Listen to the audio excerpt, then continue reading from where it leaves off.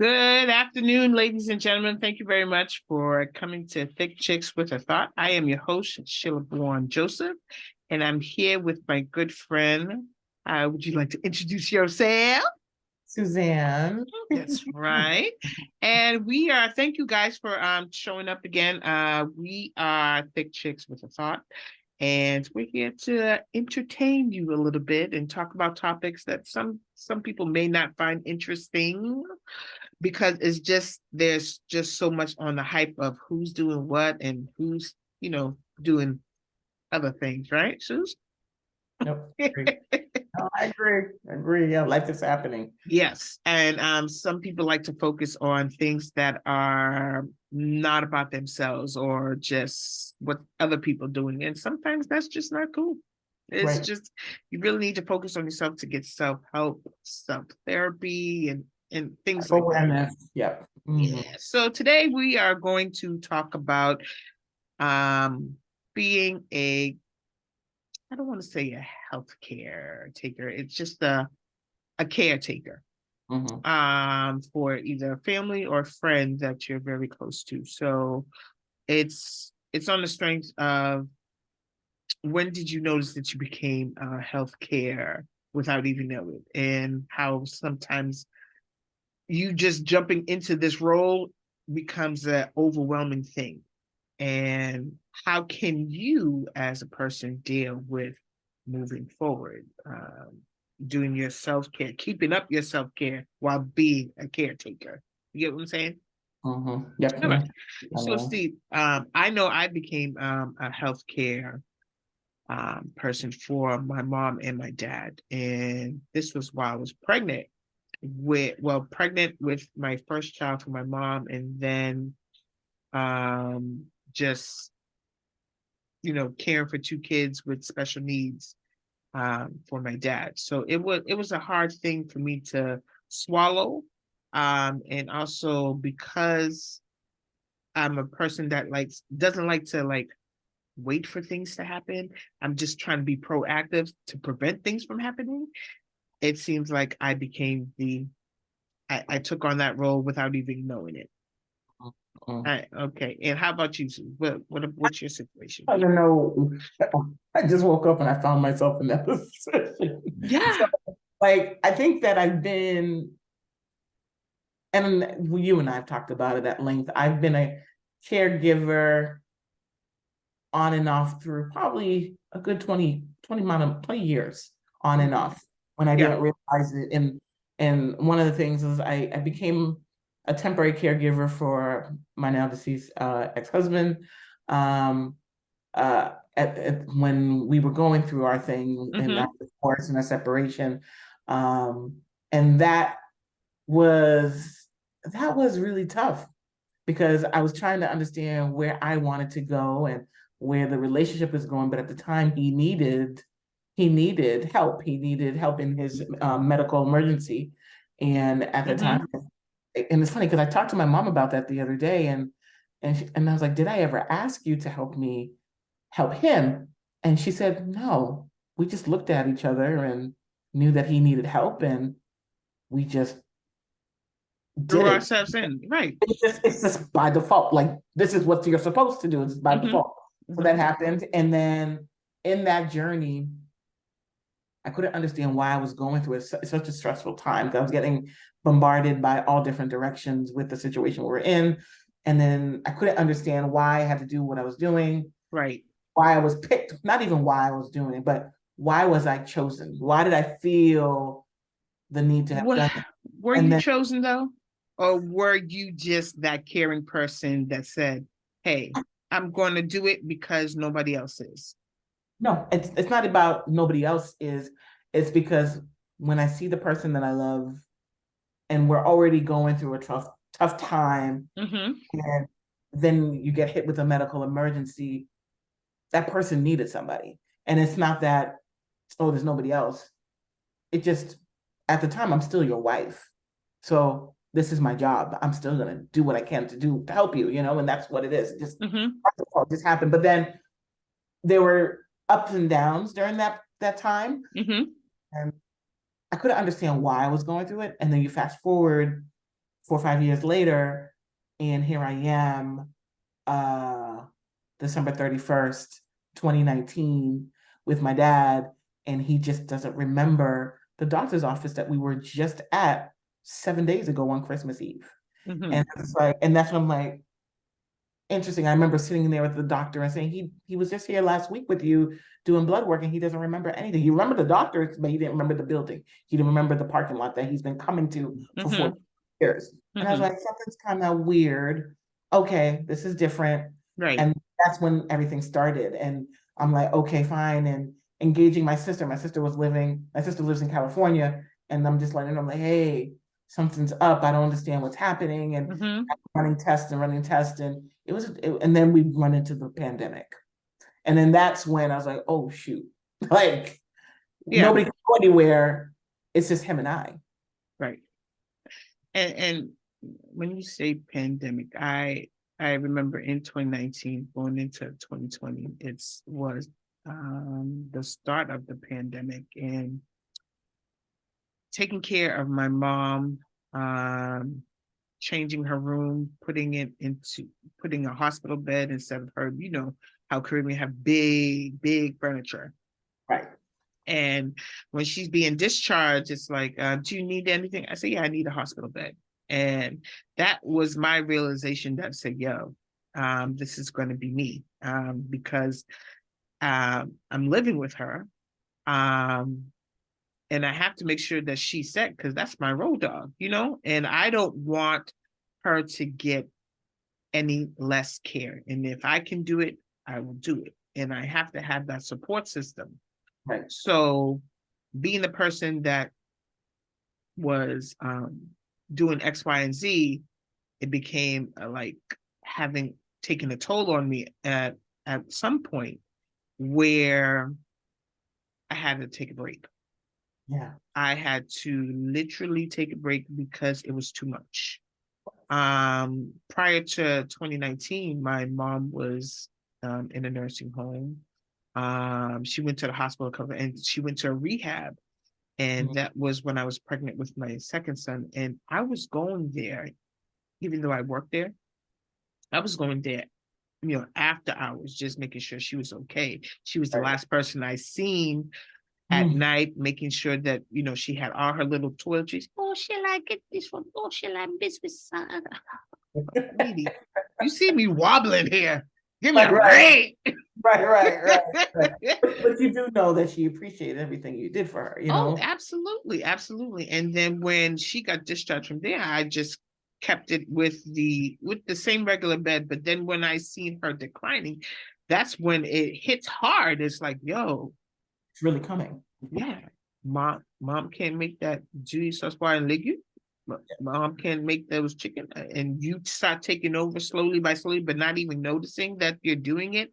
And then all of a sudden, bam, COVID was starting around November, and that's when she literally was like in the hospital and declining a bit. And it was like, I remember it, that's the unfaithful day, January 9th, where we had to bring her to the hospital, and she was already in hospice. Yeah. And hospice is no joke. It's You have to have a DNR when you're in yeah. hospice, and I And didn't know that. that's the part that worried me so much. Absolutely. And not to interrupt you, because when it came from my dad, and when I remember that day, it was probably it was in January or like early January, Mm-hmm. where they were like, and he's looking at me, he's eating the snack and he's just minding his business, he's happy. And they were telling me that your dad has to go on hospice because all systems in his body are not functioning right. And I'm looking at him, he's looking at me, and I'm like, and he doesn't understand what's happening because he's battling dementia. Right. And I'm just like, hospice? And then they're like, yeah, you gotta do a DNR. I'm like, but why would I do a DNR? I don't understand. Like, Mm-hmm. I know he would want me to fight for him to Absolutely. pay. And then when they explained it to me, and I'm like, that is, I think, when the hospice and the DNR thing, and the DNR thing hurts because you're like, damn, I want you to be here. But damn, I don't want them to break your ribs. Damn if I do, damn if I don't. Like what am like you're caught in the middle. You want the best for your mom, your dad, your loved one. But how do you like and like you I don't even know. And you know, my sister and I had to have the conversation, and you had to have the conversation with your siblings. You're laying there late at night and you're like trying to process this. You're like, I'm really stuck in the middle. Right. And like really, and then for me, I had to take on, I'm like, what would he want? What would he want me to do for him? And that I think it's hard because, and I think the thing too in our culture and in our community, in the Haitian community, especially, then our parents, that generation, they're not open and candid about talking about death. They're not open and candid per se, telling you what their preference is. God forbid it happens. And so I think that's what, and I'm on the other side, and we've gone through the death of burying our parents, and some, you know, I said to myself, I'm like, I wish he told me. If he had told me, if he had written it down, and we had an in-depth conversation over time. It's not, it still hurts. It's gonna hurt. Yeah. But knowing what I know what you want, it makes the decision just a tad bit a little easier. Because then I am confident. I'm like, I know what they want. They wanted this. They don't. Right. But you see, in my situation, there was, you know, I have siblings that are, you know, wonderful and stuff, but they're so Haitian. But they're old I school. love them. Yes. And it's like, please just listen to what I'm saying. We had the conversation. You guys have your own home. I was living with her. I know what I'm saying. And it's like, oh, mom once said she wanted this. Mom said, and but that speaks to the community and understanding of estate planning and getting your affairs in order. Now, if she had done a video, like my dad, if they'd done a video or written out their wishes and got it notarized, there's no contesting it because this is what the deceased wanted. And having a conversation with the family, this is my plan. So don't be surprised. I don't want you, because I've heard it now, like, when I die, I don't want you to cry for me. I don't want no party. I don't want this. I don't want that. Like, get known. So it ain't no surprise. Yes. You know what I'm saying? And I think that's the, with Haitian parents, with Caribbean parents, they don't want to talk about death. And this is not a very easy subject to do. They can say, oh, yep, I leave this for you. I leave that for you. But when you're dealing with siblings or family members with their hands out, it's like, okay, honey, this is what mom wanted. This is what mom wanted, and this is what we're going to do, and we're going to honor that. Oh, no, I'm the oldest, I'm the youngest, this is what we're going to do, and blah, blah, blah. This is how it's supposed to be. No, it's not. We need to honor our parents and do it to the best of our ability. So there won't be any bickering. And unfortunately, when you said, oh, you can have the house and you can have my car, or you can have this, and the money be split between the grandkids, if it's not written down, it's going to probate. That's something that no Caribbean people, they don't understand back in the day, like 80s and backwards, they say, oh no, baby, I give it to you, you just take it. Yeah, they don't understand. It doesn't matter. They'll go to court. They don't get that. And that's why it's important to get things laid out. Because even they tell you, even if it's a will, you still got to court. Yes. So honestly, like the best way, and it's like where our generation is learning now, as we are estate planning, that things need to be in some form of trust. And beneficiaries need to be added to that trust so that you eliminate the ability for things to go to court, or things being contested by people who have no business contesting. Right. And you know, probate court in the state of Massachusetts, they're taking 33% right off cuff. Oh, yes, exactly, right, for their fees. Right. I'm like, what? So God forbid, you have to get in order to save that 33%. Yes, God forbid, if my parents didn't have their stuff in order, we'd be going to probate. And they're going to take their portion and then pay all your medical bills or whatever medical bills that you have, and whatever is left, That's that's it. what you get. Like, And and the you thing, don't get the house though. You don't get right, the house because they're taking it. right. And the thing is, I think the blessing for and the disguise for my dad is, I think certain things that happened in the past, it was a blessing for him, like in terms of the house, right? And because one of the things when you're ill and you need Medicare and Medicaid, Mm-hmm. Medicaid, what they say, Medicaid is for poor people. And so that and so when they say that, and I think about that, if you're in a certain tax bracket, Mm-hmm. salary bracket, or a certain amount of income, you don't qualify for Medicaid. But let's say you're down and out, but you have a home, they want you to eliminate all that wealth for Yes. you to get the Medicaid. And I'm like, what? And so in my situation, we didn't have the option because this was his last resting place. I did not want to put him in a nursing home.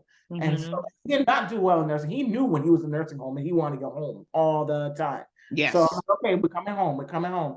And I made sure that he was comfortable here. And this is, even though he didn't recognize it, deep down, his old self that wasn't part of the dementia, he knew he was home. And so Mm-hmm. I'm like, when my sister and I investigated, like, okay, if we do that, we can't, because in Massachusetts is a 5-year, Medicaid is a 5-year look back. Yes. Which sucks Right. because So you don't get the best care.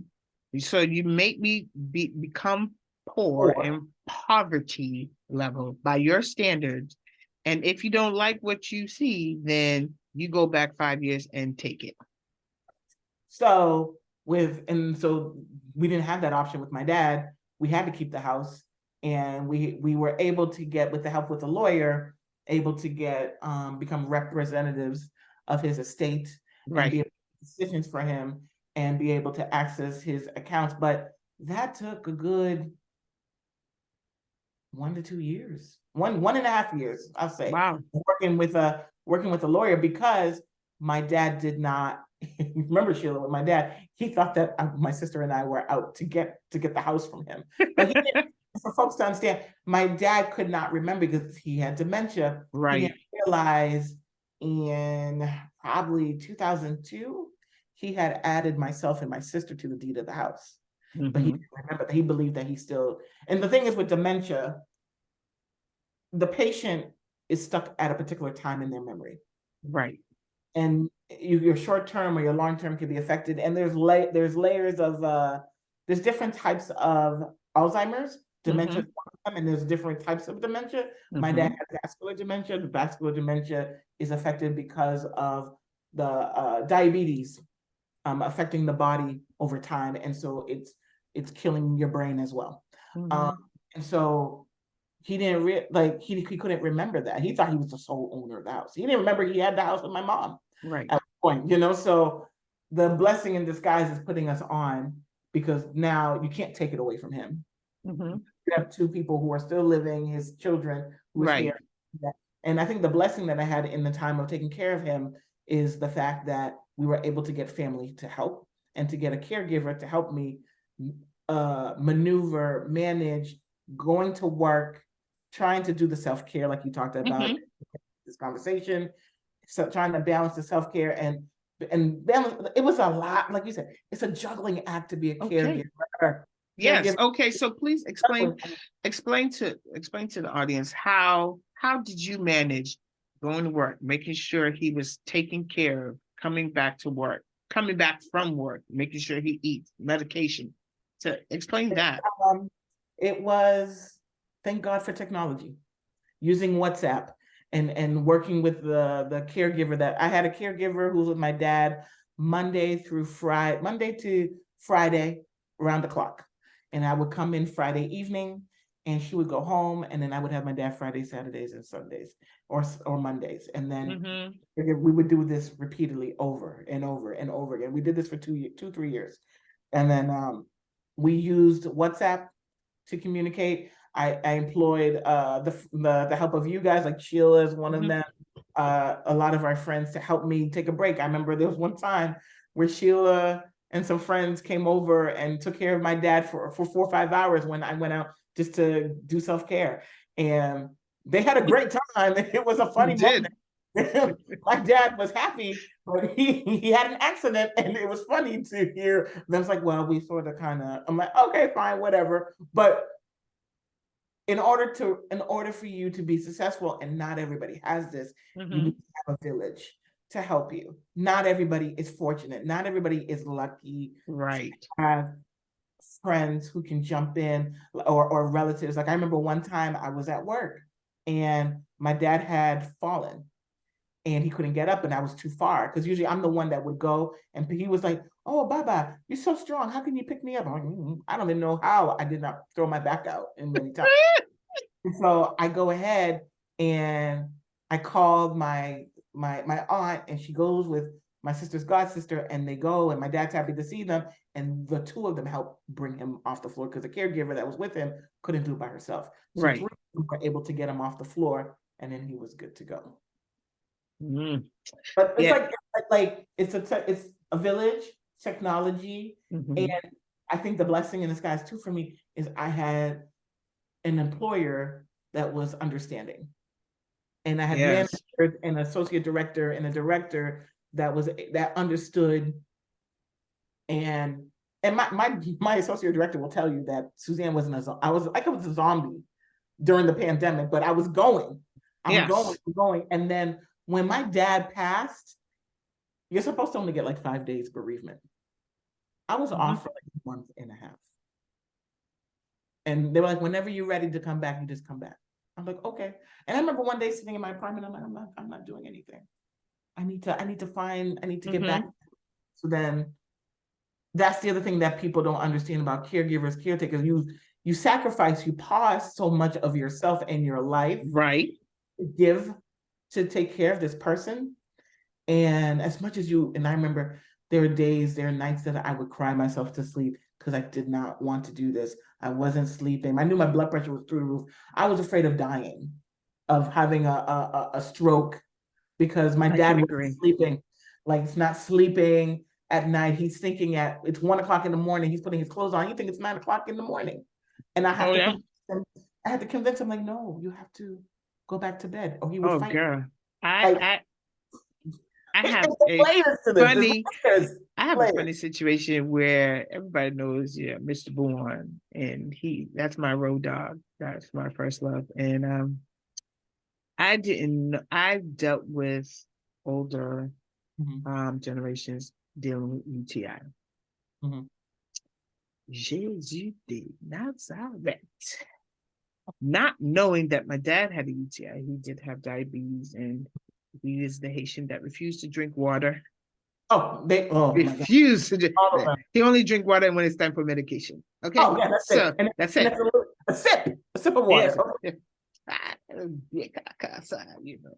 of course. So one day, my my dad, I noticed that he wasn't acting right, but I was still trying to push some water in him, and whatever. And he's telling me, oh, it burns when I pee. I said, Dad, well, maybe we should drink some water, drink some cranberry. I need you some cranberry juice right now. Yeah. He said, yeah, yeah, yeah. Good girl, good girl. I'm like, oh Lord. But I was at the time my mom was in the hospital. I was in and out of sleep because I was in a zombie state, and I had my kids with me, and my husband is with his mom taking care of her. And I hear in the background, because when you're in that state of sleep, that you can still hear things but not hear things. Girl, I heard my dad say, that Niall, get back here. And I jumped up like I lost. Mhm. Why is homeboy half naked heading out in the street trying to stop Niall? I said, excuse me, sir. Mr. Bourne, you First of come all, right here. right. Right And back here. right. Everybody go see your goodies. Come on, get back here. Oh my God. No way. I mean, he was out the door, and he was like, yo, somebody's trying to take Niall. I'm coming to get him. But And it was hilarious, scary, here all at at the the same. time. I said, here is this man. running, hip, hip. And he just, I mean, my dad, everybody knows that he's in his bathing suit like 90% of the time. Yeah, he's So free. Free. he He's is free. free. Right. So going out there, and luckily it was like Right. 1 o'clock in the morning. So nobody was there. And I'm just trying to move him out, block him. Come on, Dad, let's go. Nobody needs to see what you got. Come on. Right. But Right. it was like something like, it's like, oh my gosh, it's like so scary. What are you doing? Yeah, you were the strong one. You and But mom were the strong one. you have to push through. Like your adrenaline, like your adrenaline is always on high Mm-hmm. when you're a caregiver because you Yes. don't know what you're gonna get. And so to speak to how I was a caregiver temporarily for my deceased ex-husband, I couldn't understand why I was going through what I was going through. And then fast forward to my dad, and I'm going through it, and then little by little, I'm like, I get it. I'm not really religious, spiritual, but I believe in a higher power. But I believe that Wait, there's wait, certain, wait. When you say higher power, just are you like saying I'm not like going to church every day and praying like I'm not like that. I believe in it, you know. I you believe, believe in God? Because there's yeah, no other higher power than God. yeah, God. I believe in God, but Yeah. I'm not like church going, like All Bible right. people, all Right. that stuff. Mm-hmm. That's what I meant. But I couldn't understand like why did I go through what I went through five years ago, and why am I going through now? But then I realized that was a test. It was preparing me for what was coming down the pipeline that I could not see. Well, I Right. saw, but I didn't know how it was going to play out, if that makes sense. Right. Right. You see, God tests you in so many different ways that you don't know. And then it's like, ding, yo, And that's the I've thing. been through this already. Like, why am I doing this twice? And Right. so, like, for me, like now, and you probably have had questions, you probably question yourself because now you've lost both your parents, unfortunately, and Mm-hmm. you're on the other side, and probably for a good moment, Right. trying to figure out now what. I know I have my kids, I have my husband, but who am I? Right. Like here I'm a single individual, and I'm like, I have my mom, thank God, but I'm just like, okay, what do I do now? I I couldn't tell know. you. I don't know what to do with myself. I had I so know much because before, but I'm like, yes, now do I want to go back what I had before, or am I rediscovering myself? Like, there's layers to this, and it doesn't happen overnight.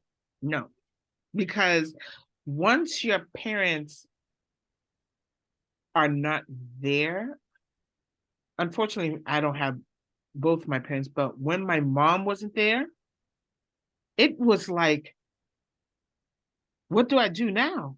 Right. I I I had to let go of the caretaker because I didn't want anybody with my dad. I had to readjust myself. I just started a new job, and I was working with my boss and sneaking and just hey, gotta do this, gotta do this, gotta. And now I'm free to go to work and come Like, back. it doesn't make sense. Like, you're like, Right. and I don't know if you've ever had, and this happened to me probably a month and a half ago. I was sleeping, and I'm not a heavy sleeper, but I remember waking up and I'm like, I have to call Michelin because I have to go out this weekend, and I need her to come in and take care of dad. And then I paused. I don't have to do that anymore. Mm-mm. So I have moments like that where I don't know, it's like subconsciously, it's like, hey. And then I wake up and I'm like, I'm not in my bed. I'm not in my apartment. I'm in a different space. So Right. there's layers to that. Like, so, Mhm. and so we can relate because we've been there, done that. Would I do it all over again? Yes, I would do it. I would do it differently. What I Mhm. know now, if I knew that back then, I would have probably headed off and talked to my dad sooner rather than later and be like, Yeah. hey, we gotta do some stuff and get it arranged in a in a particular way and Right. do better. I do remember, like I told you, I remember that he and I had a conversation in the kitchen where he was worried and he was just like, I remember he knew something was wrong. I Mhm. want to say he knew that something was wrong with him 5 years before his death, where he was just like, I'm not right. And I'm like, what do you mean you're not right? And he was just like, I'm not well. And he said it, he was like, I want to save 50,000 for my funeral. And I'm like, and he said it twice. two separate occasions. And I was just Mm-hmm. like, but what I learned from my dad, you will like, we will know when we're not right. If you're Yes. truly in tune to yourself, you will know you're not right. And he knew something was off. He couldn't speak to it, Mm-hmm. but here we are. Okay. So So now that you've been a caretaker, mm, what advice can you give to those who are just starting and who don't even know what to do, where to go? it takes a lot of patience,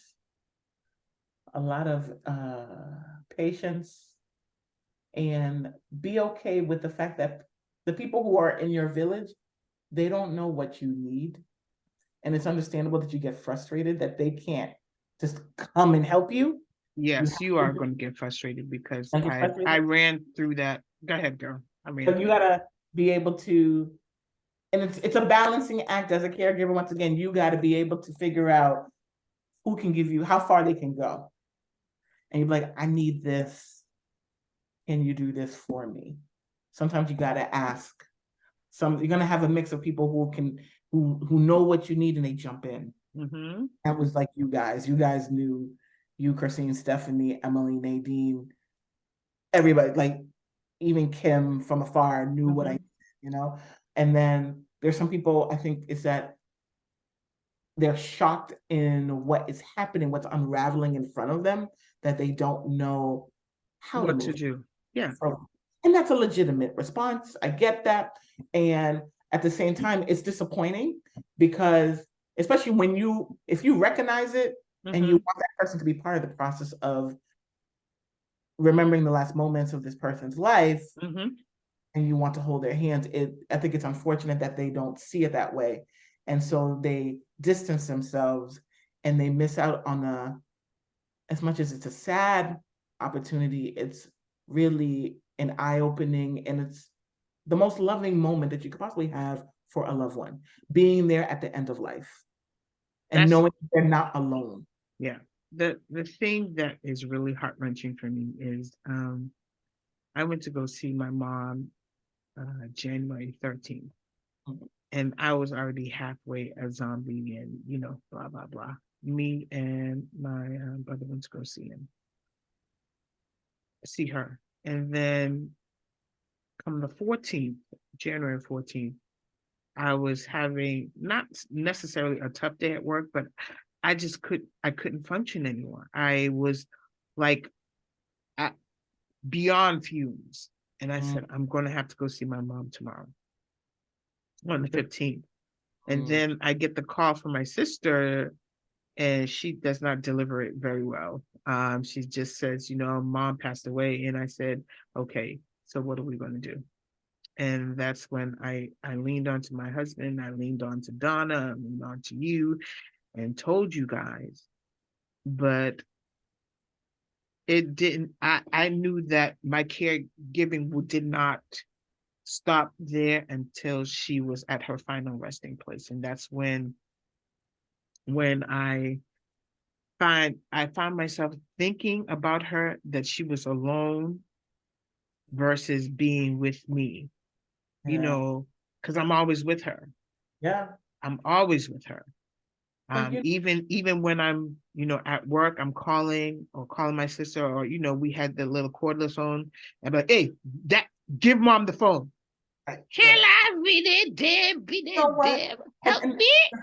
right, right. And the thing is, like, you feel terrible that you weren't there, but deep down, your mom knew you were there with her in spirit. You know that. Oh yeah. You But know, it's still not but the same. it's not the same, right? I get it, right? And that's the thing. Like with my dad, like I didn't want him to be alone, so Sylvie and I would take turns. You're right. And thank God that we had Mm-hmm. two Michelins, so there was somebody always with him because I know his Right. fear would be by himself. And Micheline, his main private, the second caregiver that was working with me, she was with him. Yep. And she called and she said, "Get here," and so we were picking out the grave plot, and then Yeah. I remember coming back, and I told my sister, as soon as I pull in the driveway, you run right in. And so I don't think the car was in park. Sylvie got out the car, ran in. He heard Mm-hmm. a text. Mm. And the caregiver was in tears. Mhm. And I remember going over, and then what I've learned in my caregiving groups, they tell you when they pass, don't be so quick to call the funeral home and the nurse and stuff. Give yourself a moment with them, and pray over them and take in Mhm. that. It's a lot. Mhm. And I remember going over to him and Mhm. I whispered in his ear, I'm like, don't forget us, be with us, watch over us. And I gave my dad such a big hug that a noise of a groan came out of him. And I remember putting my face, this side of my face, on his ear. And I remember it was cold. Mm. You know, at when my dad I was beside his bedside, and they had taken out the tube and such, and they said that we're going to see how long he can last. He can last up into an hour. He can last up, whenever. That homeboy lasted a good like 4 hours, and at 4:12, that's when, because my nephew and I, we were watching him like hot, like he better not take that last breath. He better last breath. And girl, when I happened to either sneeze or look down, and I looked up, he was gone. He didn't want you And to, his he didn't want you to see. You did and not his want hand just turned so cold, and I was like, "Shit, dude." this. Yeah. It is a hard thing, and I swear to I God, I really believe that they don't want you to see them pass. I That's why I I feel like, because with Sylvie and I, with my dad, one of us always stayed at the house. I'm mm-hmm, like, how convenient when both of us leave mm-hmm, that you did not mm-hmm, want us to see you right. in your final moments. Mm, mm-mm. But yeah, I know we have Yeah. so I didn't know if you want to. Well, no, I am very, very happy that we had this conversation, and I think that it is something that doesn't go talked about. Because sometimes it's a scary topic, but it's something that needs to be said and needs to be talked Normalize. about. Yes, with family or with friends or whoever. It's like, get your estate in order, get everything in order, because the day that he or she goes home, you want everything to run smoothly, and there be no ifs, ands, or but of what they wanted, because it's already in writing, and And we it would have allows to honor him. and it allows you to grieve. Yes. Allows you to grieve with no. Mhm.